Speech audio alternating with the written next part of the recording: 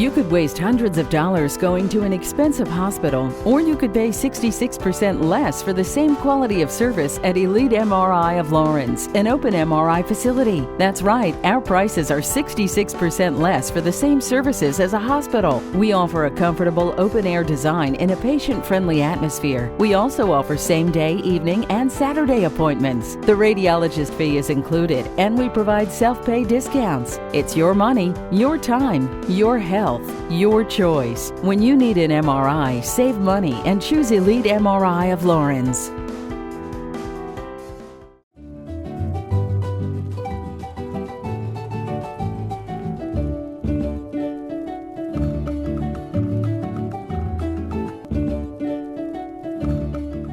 Hello everybody, I'm Pilar Archila with Pure Gold, and more than anything before, I've been waiting for this show for a long time.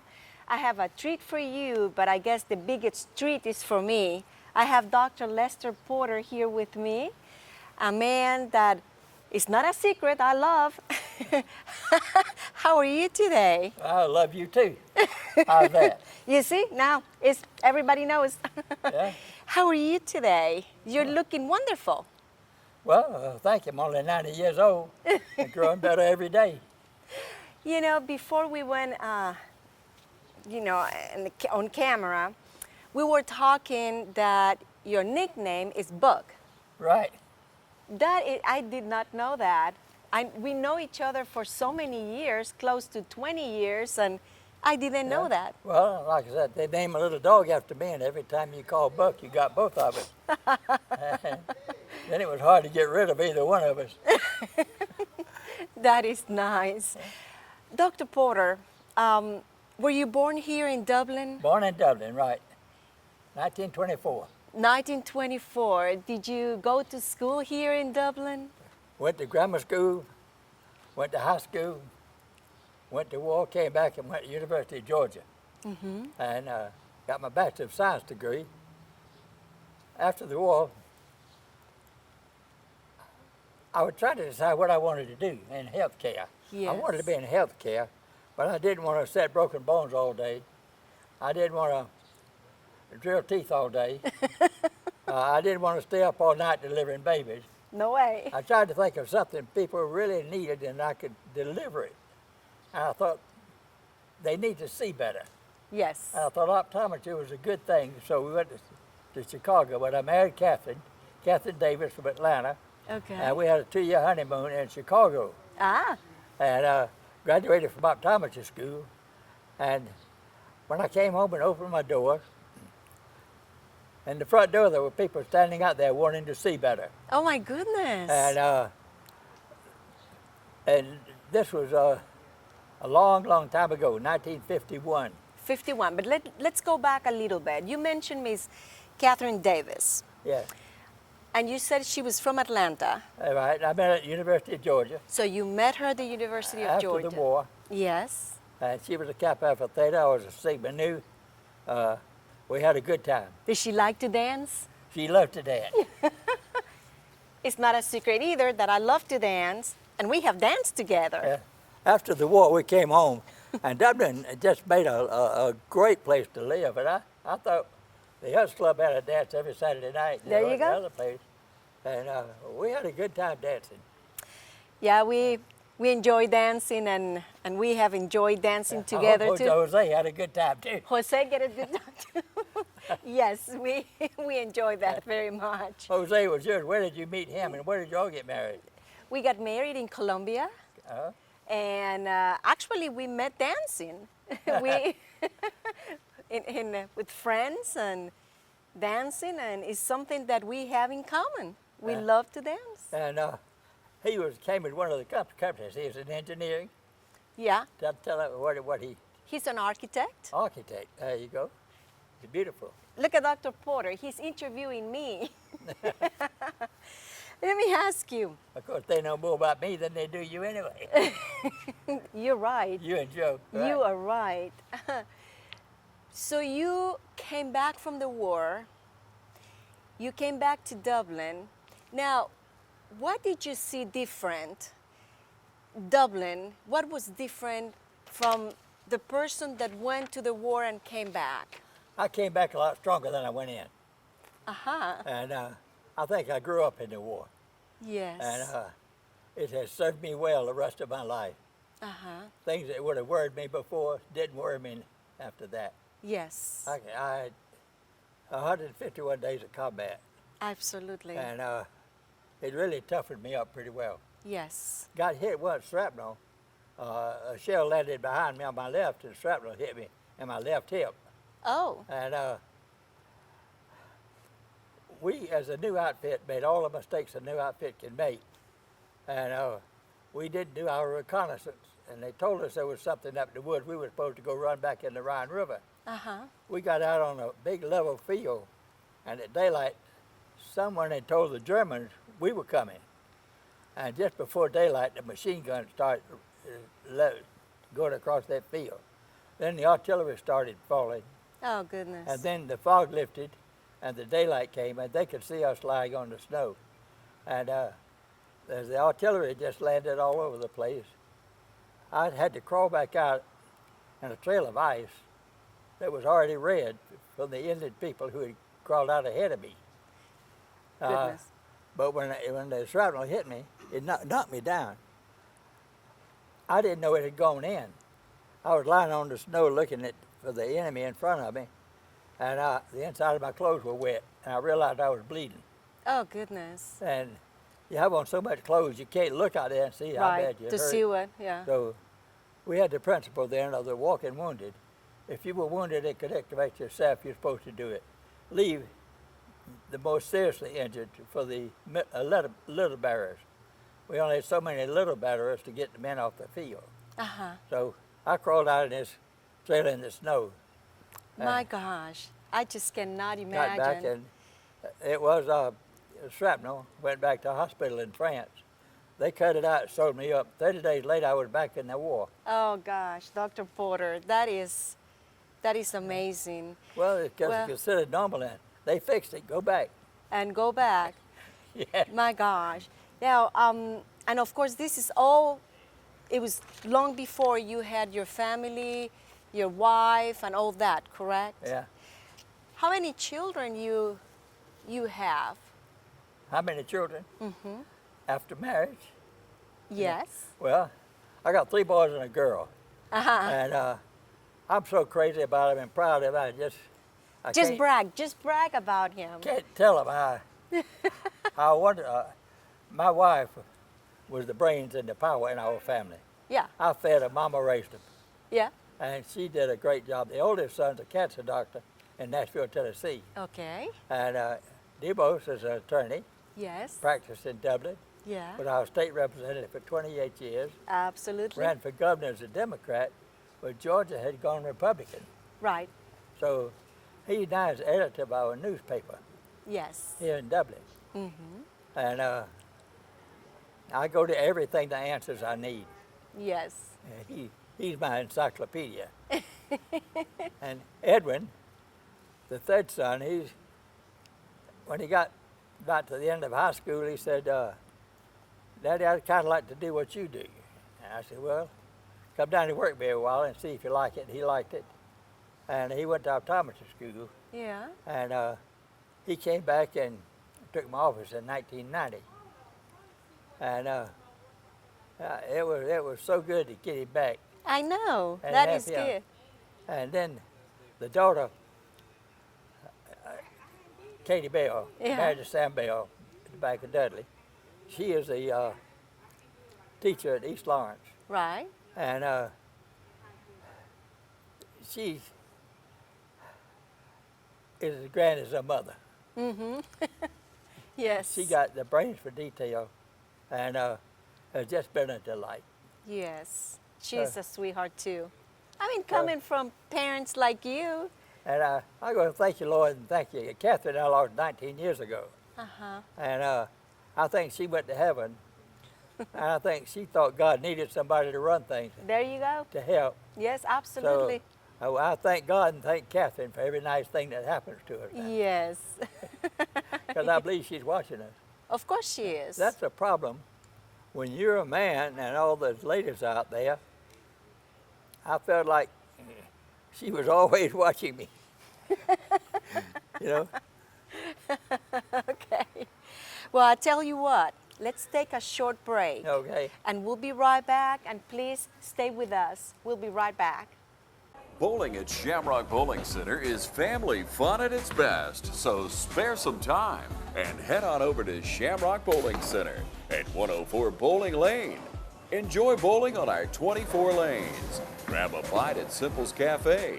Visit the Emerald Lounge, and everybody loves the game arcade and pool room.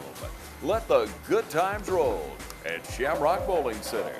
Look for our specials, including Wacky Wednesdays from 6 until 10 p.m. $2.50 per game, $2.50 shoe rental. Call Shamrock Bowling Center today for group rates, parties, and general information at 272-2477. That's 272-2477. Shamrock Bowling Center, where the good times roll. Call about Youth League starting September 12th.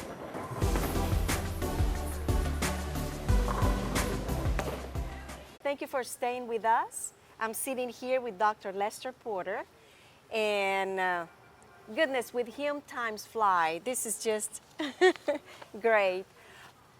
How many grandchildren do you have? Well, I got 10 grandchildren, but let me go back to something else for my 3 boys. I had 3 Eagle Scouts. Oh, yes. And I believe so much in the Scout program. It gives you the I agree words with and you. the qualities that you need to Yes, understand. I agree with you. And I just have treasured. And then 4 of the grandsons, he has 4 sons, and they have 4 Eagle Scouts. You mean DuBose? DuBose has 4 Eagle Scouts, and I Yes. claim You claimed 7 Eagle Scouts now. Not many people can claim that many No, Scouts. no. But I am so proud of every one of them, and they've made me that way. My grandson is a scout. He's 8. I mean, he just started, but I'm very proud of him too. All right, you have a. Tell me, when you returned from war, tell me about Dublin.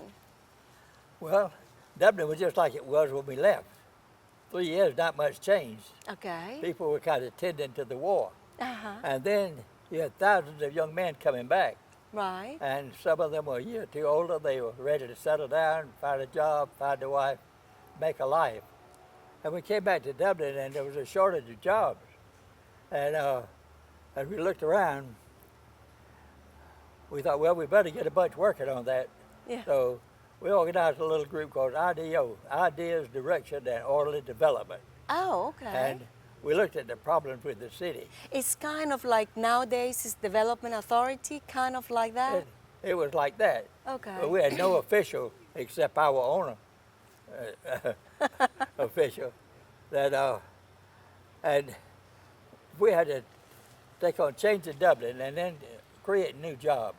Yes. Because in a small town like this, there just wasn't anything to do for. I mean, you get 500 men back from the service, all working age Yeah, and wanting a job. exactly. You got to kind of move things around. Right. And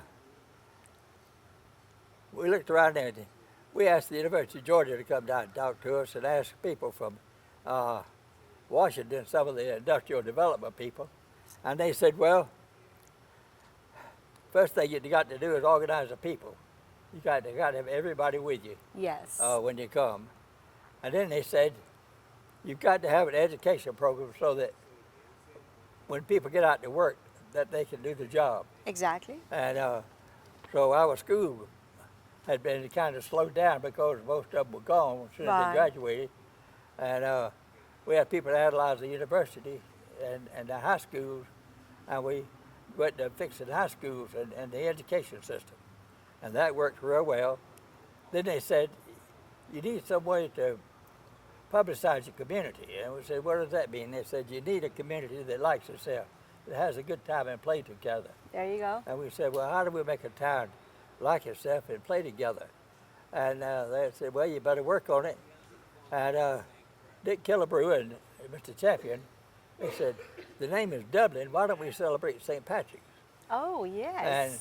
And we said, now that's a good idea. And we organized a little St. Patrick's Festival, Oh, my goodness. and it was a big success. We had a good parade on it, We had a big dance. Everybody came. So big that still is going strong. We had a wonderful time with that. Yes. And by that time, I'd been working along, and we needed somebody that was changing mayors. I said, well, I'll run if they'll have me. And you were the mayor. The problem then, and in our education system, we had our high school on Calhoun Street, and we had the minority school over in the colored area, and we had to build a new high school. We built it over on Calhoun Street. Yeah. And it was a beautiful new high school with good teachers and everything in it. And they said, well, that's pretty good. You graduated from high school now. And then they said, well, you still, in order to attract industry, you got to have some kind of recreation program. Uh-huh. And people need something healthy Yeah. and wholesome to do. Right. And they said, well, how do we do that? They said, well, all of these young men wanting to play ball, so you need a bunch of ball fields, and have them supervised with recreation people from Georgia. Yes. The churches had, the men had young adult baseball fields, Uh-huh. and the high school boys had baseball fields, and the children had places to play. And then it kind of grew from that. We thought, well, we need a college too, and fooled around and got a little college, and then they said you need a better college, so we built a bigger one out here where the hospital was. Right. As Dublin had grown, the babies had come, Dublin was growing. Our hospital wasn't big enough. I had to go out and build a Fairview Hospital, Yes. you know, and that was big enough to deliver the babies and take care of the old folks and the ladies and everything. And so that part kind of kept picking up. And then they said you need some quality housing. If you expand the streets and the neighborhoods, they've all got to have city service. We said, what's the city rules? And they said, well, you got to have water at a certain quantity. You got to have drainage at a certain quantity. You got to handle the human waste at a certain quality. And they were beginning to build outside of Dublin. And the Country Club Road was outside of, across Hugganassett In the Creek. county. Uh-huh. It was a county property. Right. Well, we had improved the school system, and then had thought about combining the county and city school system, and voted to combine them, and the city won, and the two superintendents sued the election, had another election, and Dublin lost the last time. And so here, the Country Club Road was all just across Hugganassett Creek. They didn't want to have to go to Conda. Uh-huh. They'd have to put their kids on the bus and haul them 5 miles out to Conda. And so they wanted to come in the city, so they started, and well, we want to go to the city. They asked it, and we accepted them so they could go to Dublin High School. And the people out on the Country Club Road, they had built a bunch of houses all on the Country Club Road. They were all built on the county standard. Ah. And the plumbing was not Standard for the septic right. tanks. Yeah. And when they voted to come into the city, they said, well, we want to have adequate insurance and fire protection. You got to have 4-inch water pipes. Well, the builder that built that section had put in a 2-inch water pipe. And he built a septic tank on all the houses out there. Right. Well, they said, well, we want water and we want good insurance rates. We think the city should change our water. And they've all were made not with sewer pipes, but were made with septic tanks. Right. They said, no, all you houses bought septic tanks. And you're going to have to pay to connect yourself to the sewer system. Right. Well, that didn't sit very well there. We bought this. And they said, well, you got a septic tank. Use that till you can pay. And then we found with the 2-inch water pipe, it wouldn't carry the fire hose and the insurance. Yeah. The city had to put in a 4-inch water pipe. And we added that to their city taxes rate to pay for the. So, do you remember what year was that you were the mayor and all this was Well, going? this all went on before I was mayor. Oh, Just as okay. people were coming back and things were beginning to stretch out, Okay. you know. So we got the new high school, we got the new college, we got jobs were improving. We were getting industry then interested in Dublin. Yes. Dublin was such a nice town. Yeah. And for the people that grew up here, to me, this is heaven. Yes. And when I die, I want to go to Lawrence County. Well, let me tell you something.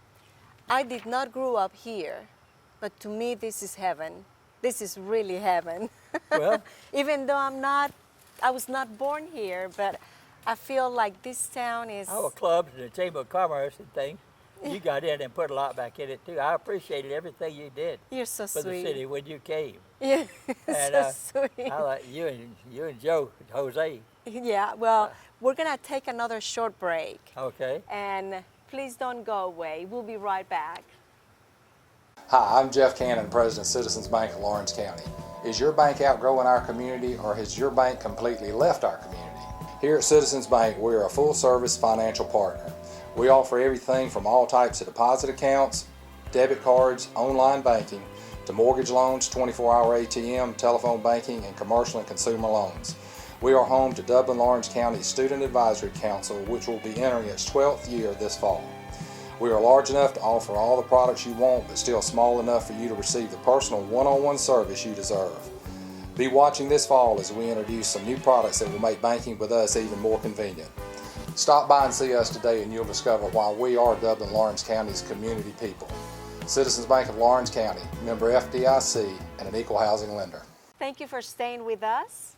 I'm still here with Dr. Porter, and we're having a good time here. Dr. Porter, what the IDO did, and what would you say to someone, to encourage people to become members of the Chamber of Commerce? Well, the IDO was an unofficial. We just had our own little thing. And the Chamber of Commerce is the official Yes. representative to the outside world. I see, yes. And so that's where it's very important to have a Chamber of Commerce to promote everything in your city, everything about it. Right. And then America was building factories because they'd all been closed down for the war.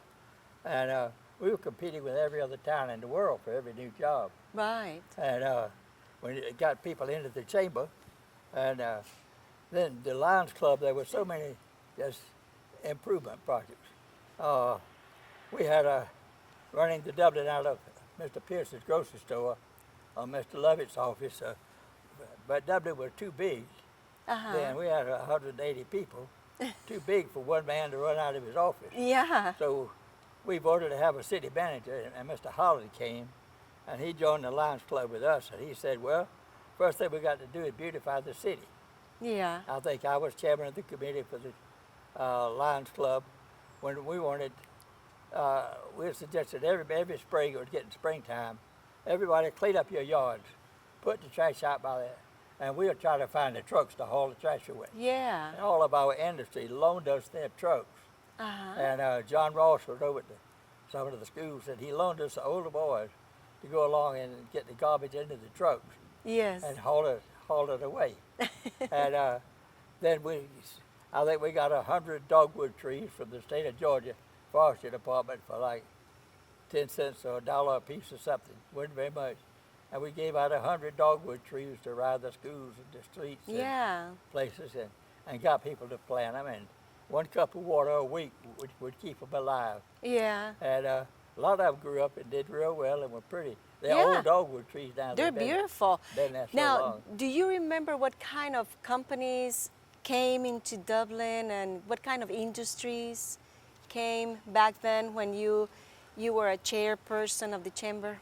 No, not particular. They came. I wish I had my minutes to see what we had. Every company had some problem. Right, right. They had to have more water, they had to have fire protection, or they had Right. to have something they had waste disposal, and to have them operate safely, we had to have a hand in all that. Uh-huh. And J.P. Stevens was here. It had about 12, 13, 1,400 jobs. And then the carpet factory came, and that's 400 or 500 jobs.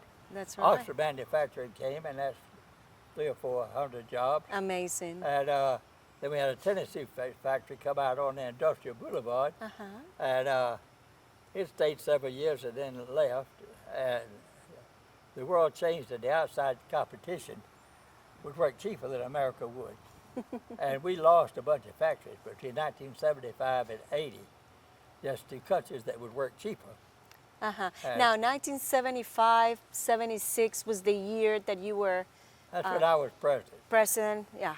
And some good things happened and some bad things happened, but you had to hold it together and keep it. You still had to have a good city. We had to promote it. We had the St. Patrick's Festival going. That is wonderful. And, we had got our better schools, a better hospital. Shamrock Bowl. Yes, and this was like paradise to me. I grew Yeah. up here. I came back. I love hunting and fishing. Yes. One of the first ladies that came to my office picked up her glasses. She said, "I'll be back in a minute," and gave me a paper sack. And it was the prettiest bird dog puppy you ever saw. Really? So I said, "Honey, your bill's paid." We took the puppy. And I kept bird dogs for 30 years. Oh, Yeah, really? you could be on the covey in 15 or 20 minutes around Dublin.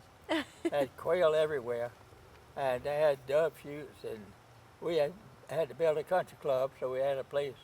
And then with the country club, it got to growing. We had to build it bigger, and we also extended the golf course from 8 down to 18 holes. Yes. And then we had to build an industrial meeting room on the country club, where the industry that came could meet with their important people to come and have their business meetings. And that all went into the country club. So did that, and then we outgrew the little swimming pool, had to build a bigger swimming pool. Yeah. And everybody was on the 18-hole golf course, Yeah. and everybody seemed to be happy working and playing. It was an easy place to get around in. There you go. And Just like when you first came back and you wanted a place to work in and playing, and that's what is happening. That's what ended up happening. that's what's happening. Things were growing. Well, thank you for people like you. Well, no, it was a whole team of us. I got a list of all of them, the people at Walt IDEO that we invited to join. But you see, that's why it works, because it was a team. The people from the University of Georgia, we had a supper every night, every Thursday night for a month. And we invited what we thought would be 100 of the leaders in the city and the county Exactly. to come. And the Chamber of Commerce told us things we needed to do to attract industry and to keep industry and to kind of attract. There is nothing like a teamwork, and that's what you guys did. And that's what we did. And I've got a list. We probably had 100 names of the minority people that we invited to join. And when we had the first ball, it was at the Armory. Yeah. The Armory was big enough to hold a dance that big. Oh, you talk dance? That's what I like to hear. told everybody, you get 3 or 4 pairs of your friends, and you bring them, and you take your table. You didn't want to go to a big dance and not know another soul. Yeah. So you would get 4 or 5 couples. You had your party at your table, There you his go. party at his table, my party at this table, and we all partied all the way Wonderful. around. And the minorities came to the dance, and Mr. McCoat and Mr. Egram, they were 2 of the prettiest dancers we had. They could dance prettier than the white people could. They all watched them. Well, let me tell you something. It's such a pleasure for me to be here with you today. And thank you so much for accepting my invitation. But let me tell you, this is not the last time I'm going to interview you. We have to talk again. And thank you for your time. Well, thank you. It's been fun. I hope I didn't bore anybody. No, no. The Anybody con- wants to contest this thing, I asked something to them, I want them to call you. Yes. Well, listen, thank you so much. And we're going to be talking soon. And for all of you, thank you so much for watching. And until next time, thanks.